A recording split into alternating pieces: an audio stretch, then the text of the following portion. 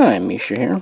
And one of the benefits of this personal channel, I can do things that I want to do, not necessarily that need to be done. For example, on the main Mishaco channel, we'll try to do a couple of old guns, a couple of new guns, pistols, rifles, try to vary it up because, everyone has different tastes. But here, I've been on a helicopter thing lately. Figured why not keep it on? So today, looking at the Westland Scout, and this is the AH1 variant. This is a 1/72 scale model from Armament, an economy maker, but they do make some of the less well-known helicopters, tanks, airplanes. And to help me with it, I've got another American here. This is a French Sud Aviation Alouette 2. And this is a Corgi Westland Lynx, also AH1. Not quite as cheap as the others. Well, the story this begins in the 1950s in Britain, so post-World War II. For a bit of time, British aerospace had kind of stagnated, but then it was playing catch-up. And this really didn't begin with Westland. It began with a company known as Saunders Roe, or Sorrow, as it was sometimes conjoined. And they had a project for a new, at that time, cutting-edge helicopter known as the Skeeter. The Alouette over here was actually the first production helicopter to be fitted with a turboshaft, a gas turbine engine, which was lighter, smaller, and just all around better, more powerful than a piston engine. And this would be tested in the mid-50s and be introduced to the market in 1957. So kind of following that lead, Saunders Roe worked on the Skeeter. Well, in 1957, the British Army Air Corps was spun off and became independent from the British Royal Air Force, the RAF. And they needed a new land-based, kind of light, general-purpose utility helicopter capable of transporting 5 to 6 people, or equivalent cargo. The Skeeter wasn't quite what it needed to be, so Sorrow would rework it into the P531 prototype, and it would use a new engine developed by Bristol, which would eventually become the Nimbus. So they were working pretty hard there in 1958. But then in 59, Saunders Roe was acquired by Westland, who integrated its helicopter division into its own, Westland Helicopters. And they did not drop the project, they continued it. And by that summer, the first prototype was ready to fly. And it did so in August. And this was the first one that really met the requirements of both the Royal Navy and the Royal Army Air Corps. So, with great interest, Westland would kind of spin this off in two directions. The navalized version would become the Wasp, and the armyized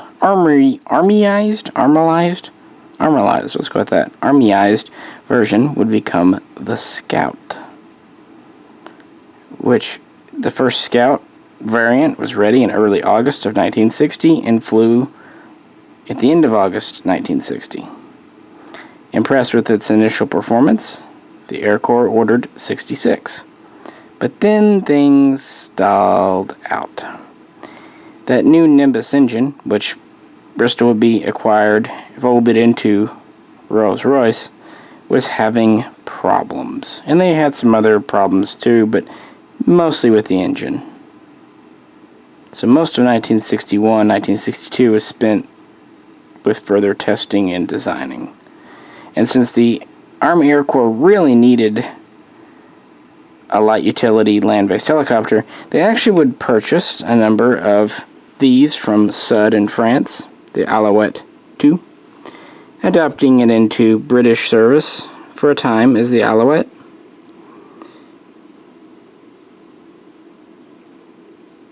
But it was always an interim solution. By 1963, the first deliveries early on were made to the Air Corps of the new Scout Mark I. And it was to be used for transport. It could carry up to 2 in the front seat. And the back seat could either have 3 or 4 in it, depending on the bench used. It could hoist about 600 pounds, or it could carry about 1,500 pounds underslung. It's about 30 feet long. Had a max speed of just over 130 miles per hour, and could cruise at about 120, with a max altitude of a little under 18,000 feet. Pretty good stats for a helicopter of that day.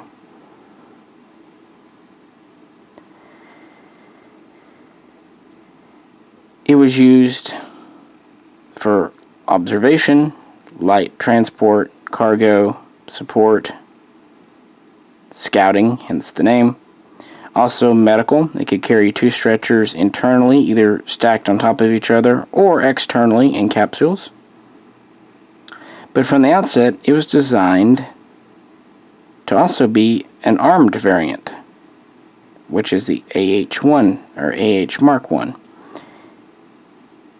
Early on, it could either have 2 7.62, basically 308 caliber general purpose machine guns on the skids, or it could have 1 mounted in the back on a pintle. Actually, you could mount 2 in the back, but then you basically would need the skinniest man on earth to man them, and there were limits, so practically you would only mount 1 internally.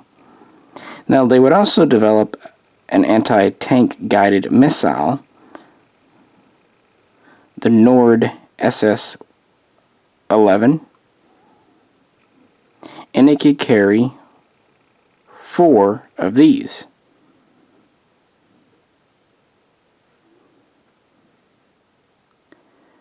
Now the specs compared to the Alouette Alouette's a little bit longer at 31 feet. It can only carry 4 people. Its maximum speed is about 115 miles per hour, so a bit slower. But really, altitude is where it falls off. It can't even quite reach 8,000 feet. And its armament options are more limited. Of course, it's an older aircraft. So it was definitely a improvement. But they were still having trouble with that Nimbus engine in 1963, 64, 65. In fact, they had as many as 11 crashes that could be directly attributed to engine failure, even if some of it was exacerbated by pilot error, killing multiple people. But the engine early on was not very reliable. In fact, they were only getting as few as 4 hours of flight out of each engine between major overhaul rebuilds. So the future was looking uncertain. But of course, Westland was really working to figure out the issues. They did improve the engines. More importantly, training and experience was improved in the Air Corps. Technicians learned how to work on these engines, along with the improvements. It went from being a very unreliable system to actually a very reliable system with about 250 flight hours between major rebuilds in a relatively brief period of time. Much so that by the mid to late 60s, this was being known as the backbone of the Air Corps.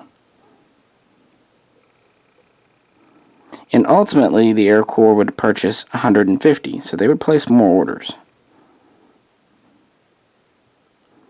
And it was proven to be very good in lots of different environments, including tropical and at least subarctic.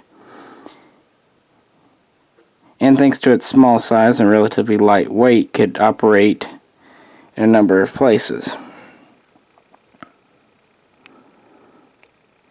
It was successful enough that beginning in 1971, the Royal Marines would lease a number of scouts from the Air Corps. Now, these still belonged to the Air Corps, but they would just lease them to the Royal Marines. The Scout really became quite famous or infamous throughout the 70s in Northern Ireland, where these were used extensively.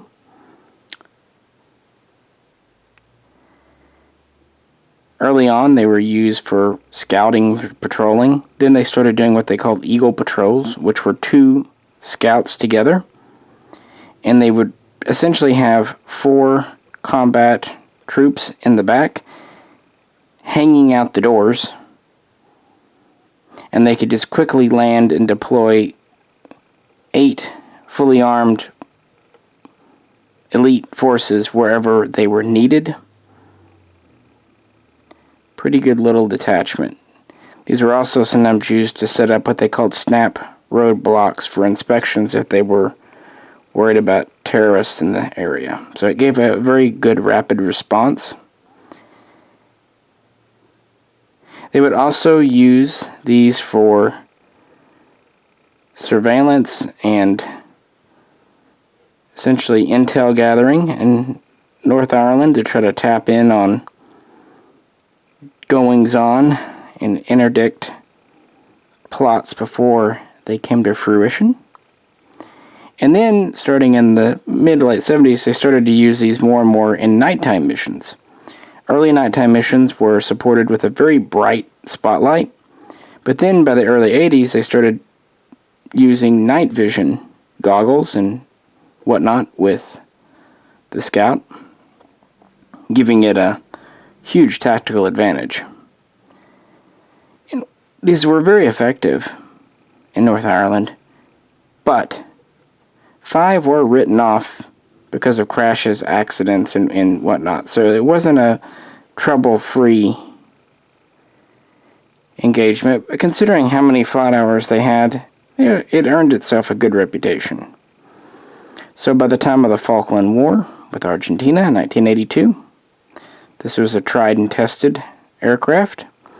The Air Corps and the Marines would use it during that war, primarily in the summer, especially in June of 82.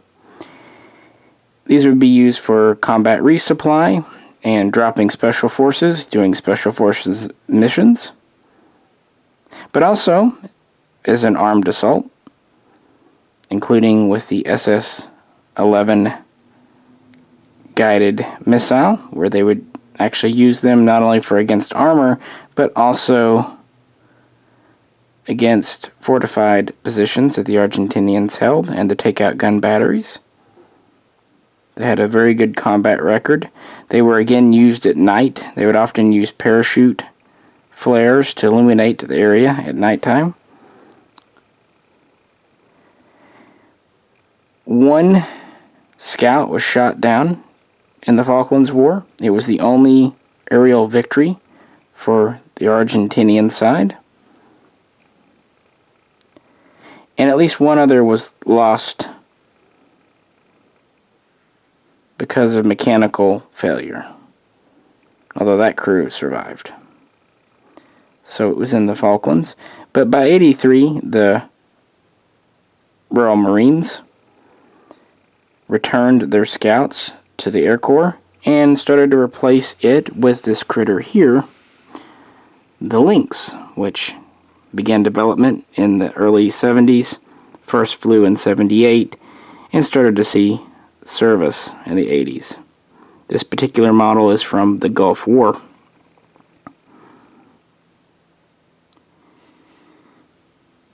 So, in the 80s, the Scouts started to be supplemented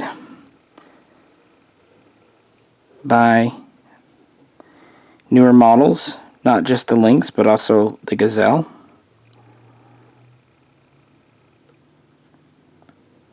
and were still in service during the first Gulf War, although they saw limited use. And then finally in 1994, the Air Corps would retire its last ones. And since it was really the only major user in the UK, that was pretty much it. But not bad for this era of helicopter. Not bad at all. Especially considering its very rocky start. It was a very versatile little craft, hence why it was the backbone.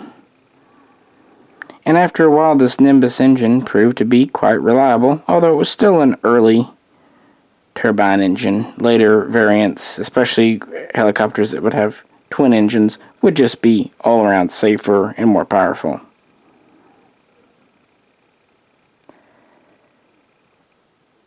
And there we have it. Just wanted to do a little video talking about this one. Kind of add it to my collection of videos on the British Westland helicopters. It's a good little model for 15 bucks. It is die-cast, the body is metal, but of course all the little fine tubes and things are plastic. Had a Dickens getting one of the rotors on, which seems like with the Americans, there's always one rotor I have a hard time attaching. But with patience and not trying to hulk too much on it, you can get it done. The Alouette is very similar. It's even lighter because of all the kind of skeletonizing of the tail. Very light little model. But that'll be in its own little video. This one here is a little more substantial. They do both come with good stands that plug in very securely. And of course the Corgi. I've done models on these. It's nearly all metal, and it also features figures inside and opening doors. But again, that's a kind of one for its own video. Guys, I appreciate you tuning in, and I hope you like helicopters, otherwise this channel has been very boring for you lately.